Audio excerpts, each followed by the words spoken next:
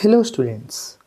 तो हमारे पास क्वेश्चन है, define principal axis of a lens, draw a ray diagram to show what happens when a ray of light parallel to the principal axis of a concave lens passes through it. और second है, the focal length of a concave lens is 20 centimetre. At what distance from the lens should a 5 centimetre tall object be placed so that its image is formed at a distance of 15 centimeter from the lens. Also calculate the size of the image formed. तो चलिए, first part तो theoretical part है कि principal axis क्या होता है।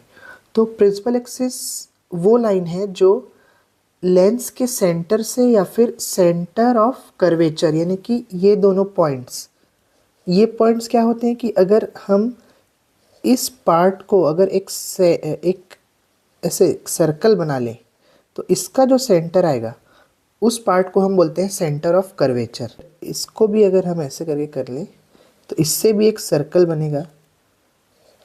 इस drawing में तो बहुत बेकार तरीके से बन रहा है, लेकिन अगर आप इसको इमेजिन कर पाते हैं कि एक ये परफेक्ट सर्कल बनेगा और उस सर्कल का जो सेंटर रहेगा उसको हम सेंटर ऑफ कर्वेचर बोलते हैं।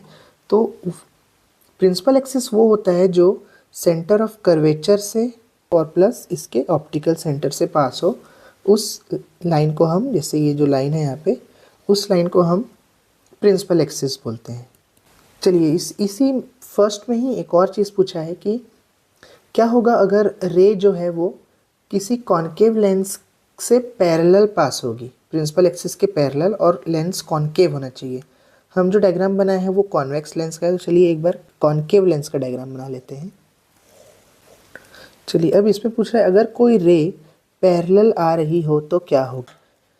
अब अगर ये कॉन्केव लेंस है और इससे रे जो है वो पैरेलल पास होती है तो देखिए ये रे जो है वो हो जाएगी डाइवर्ज, और अगर हम इसे बैक ट्रेस करते हैं तो ये फोकस पॉइंट से पास होगी। तो ये हो गया हमारा फर्स्ट क्वेश्चन का आंसर कंप्लीट। अब चलिए सेकंड क्वेश्चन की तरफ चलते हैं। तो सेकंड क्वेश्चन में दिया हुआ है, एक कॉन्केव लेंस है जिसकी फोकल लेंथ 20 सेंटीमीटर है। तो कॉन्केव लेंस में फोकल लेंथ हमें माइनस लेना पड़ता है, क्योंकि देखिए अगर ये कॉन्केव लेंस है तो इसमें जो रे है वो हो जाती है डाइवर्ज, और फिर हमें बैक ट्रेस करना पड़ता है पीछे वाले फोकस की तरफ। इसीलिए कॉन्केव लेंस के लिए फोकस को हमें नेगेटिव साइड लेना पड़ता है, इसीलिए यहाँ पे हमने नेगेटिव का साइन डाला है। ठीक है, तो चलिए फोकस हो गया -20 सेंटीमीटर। और eight what distance from the lens should a 5 centimetre tall object be placed.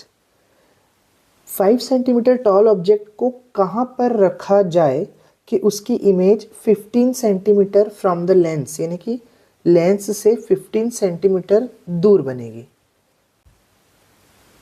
अब देखिए कॉन्केव लेंस है तो इसके लिए हमेशा जो इमेज है वो पीछे साइड ही बनती है, यानी वर्चुअल। देखिए अगर एक रफ रे डायग्राम हम बनाएं तो अगर रे फोकस से पास हो रही है तो देखिए यहाँ कहीं पे इमेज बनेगी, यानी कि इसके लिए इमेज हमेशा लेंस के पहले ही बनती है, यानी नेगेटिव साइड में ही बनती है। तो v को भी हम ले लेते हैं -15। देखिए भले ही v का साइन हमको नहीं दिया है, यानी इमेज कहाँ बन रही है उसका साइन नहीं दिया है, पर हमें पता होना चाहिए कि कॉन्केव लेंस के लिए इमेज हमेशा लेंस के पहले ही बनती है, यानी कि नेगेटिव साइड में ही बनती है, लेफ्ट हैंड साइड में ही बनती है। तो चलिए u हमें कैलकुलेट करना है, तो हम कैलकुलेट कर लेते हैं। और हाँ, ऑब्जेक्ट का साइज़ भी दिया हुआ है, h = 5 सेंटीमीटर। पहले हम पूरा कैलकुलेशन कर लेते हैं, फिर हम अच्छे से रे डायग्राम भी बनाएंगे। तो आप इस वीडियो को अच्छे से देखते रहिए, और प्लीज़ अगर आपको ये वीडियो अच्छा लग रहा हो, वीडियो समझ में आ रहा हो, तो वीडियो को लाइक और चैनल को सब्सक्राइब ज़रूर करें। तो लेंस फार्मूला होता है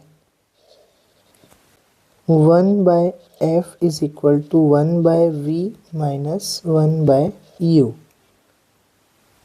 अब देखिए 1/f की जगह -20 = इमेज, यानी 1/-15 - 1/u। अब चलिए u को हम लेफ्ट हैंड साइड ले जाते हैं और -1/20 को राइट हैंड साइड ले जाते हैं। तो 1/u इज इक्वल टू 1/20 -1/20 इधर जाके +1/20 हो जाएगा और -1/15। तो 20 और 15 का एलसीएम निकल जाएगा 60। तो 20 3 ज़ा 60 और 15 4 ज़ा 60। तो हमारी जो 1/u आ जाएगा वो आ जाएगा -1/60, यानी हमारा जो u आ जाएगा वो आ जाएगा -60 सेंटीमीटर। तो जाहिर सी बात है, ऑब्जेक्ट तो हमेशा लेंस के लेफ्ट हैंड साइड में ही रखा जाता है और इसकी वैल्यू भी हमारी नेगेटिव में आ रही है, यानी कि चांसेस है कि हमारा आंसर सही है। तो आप अगर आंसर निकाल रहे हैं लेंस या मिरर किसी का भी, तो हर स्टेज में आप आंसर को वेरीफाई कर सकते हैं कि ये सही आ रहा है कि नहीं। तो क्योंकि हमारा आंसर यहाँ नेगेटिव में आ रहा है तो हमारा बहुत हाई चांसेस है कि आंसर सही है। तो चलिए अब इसमें हम इमेज का साइज़ भी निकाल लेते हैं। तो एक और फार्मूला हमें पता है कि h'/h is equal to v/u। यहाँ से हो जाएगा h' की वैल्यू तो हमें कैलकुलेट करनी है और ऑब्जेक्ट की हाइट दी हुई है 5 सेंटीमीटर। तो चलिए यहाँ 5, इमेज भी दिया हुआ था क्वेश्चन में ही -15 सेंटीमीटर और u हमने निकाल लिया है -60। तो माइनस और माइनस कट गया। अब h' की वैल्यू यहाँ से निकल जाएगी 15 × 5/60। 15 1 ज़ा 15, 15 4 ज़ा 60 और 5/4, यानी कि यहाँ से हमारा आंसर आ जाएगा 1.25 सेंटीमीटर। तो देखिए हमारे ऑब्जेक्ट की हाइट थी 5 सेंटीमीटर, लेकिन इमेज की हाइट बन रही है 1.25 सेंटीमीटर, यानी इमेज की हाइट छोटी बन रही है।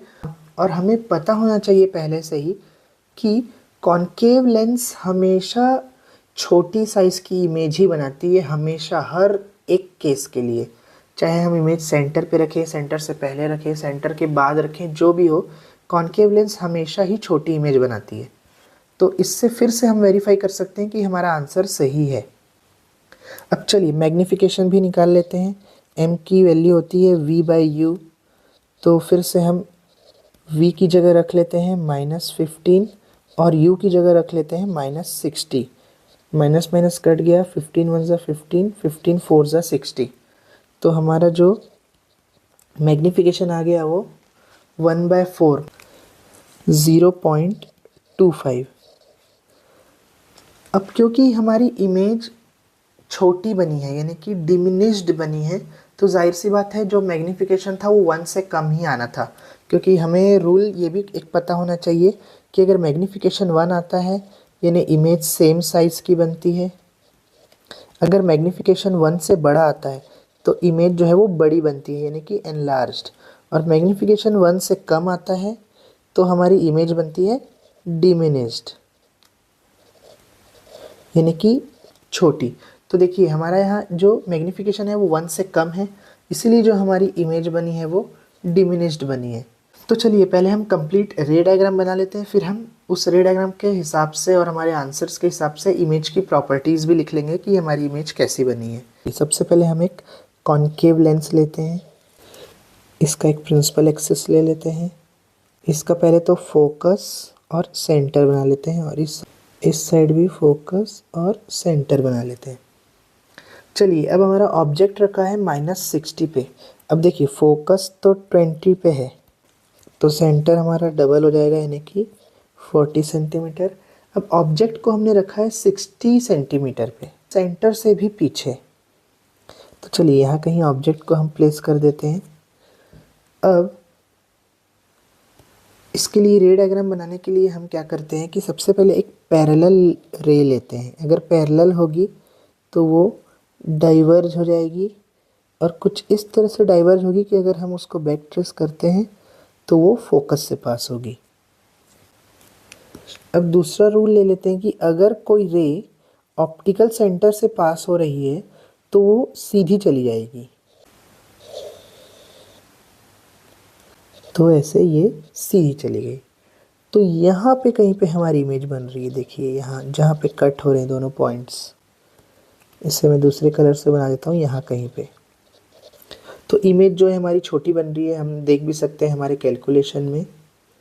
तो जो इमेज और ऑब्जेक्ट का जो डिस्टेंस है देखिए एकदम करेक्ट आ रहा है, 20 से भी कम यानी कि 15 सेंटीमीटर।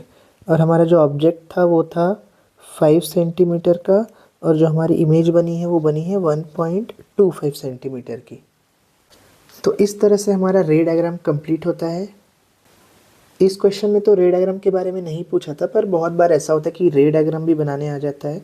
तो हमारा रे डायग्राम भी कंप्लीट है। तो अगर आपको ये वीडियो अच्छा लगा हो और समझ में आया हो तो वीडियो को लाइक और चैनल को सब्सक्राइब ज़रूर करें। Thank you.